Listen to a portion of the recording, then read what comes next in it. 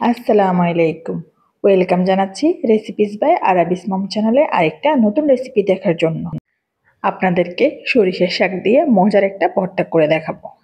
এখানে আমি ফ্রেশ সরিষার শাক নিয়েছি, ভালো করে ধুয়ে ছোট করে কেটে নিয়েছি। ভর্তা তৈরির জন্য 3 পিস মাছ নিয়েছি, সামান্য একটু লবণ দিয়ে এপিট ওপিট করে ভেজে নিব। মাছ ভাজা হয়ে গিয়েছে, এরপর একটু ঠান্ডা করে আমি কাটা বেছে নিয়েছি। আর এখানে পেঁয়াজ কুচি করে নিয়েছি, শুকনা মরিচ ভাজা নিয়েছি আর সামান্য একটু লবণ দিয়ে হাতের সাহায্যে মাখিয়ে নিব।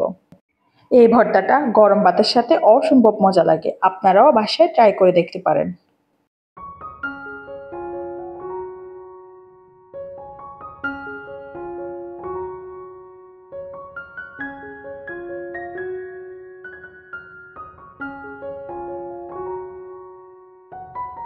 পেঁয়াজ মরিচটা ভালো করে মাখিয়ে নিয়ে এর মধ্যে আমি কাটা বাছা মাছটা দিয়ে দিচ্ছি। সবকিছু একসাথে আর একটু ভালো করে মাখিয়ে নিব।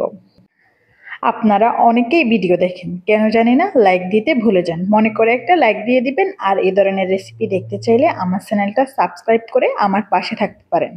কথা বলতে বলতে এখানে আমি 3 টেবিল চামচ সরিষার তেল দিয়ে দিয়েছি। কেটে রাখা শাকটা আমি হালকা হাতে মাখিয়ে নিয়ে এর মধ্যে মাছ আর পেঁয়াজ মরিচ মাখানোটা দিয়ে দিব। সবকিছু একসাথে ভালো করে মিক্সড করে নিলেই রেডি হয়ে যাবে লোভনীয় স্বাদের এই মজার ভর্তাটা। মাখানোর সময় এটা থেকে খুব সুন্দর সরিষার একটা ঘ্রাণ বের হবে, ইচ্ছে করবে এখনই খেয়ে ফেলি।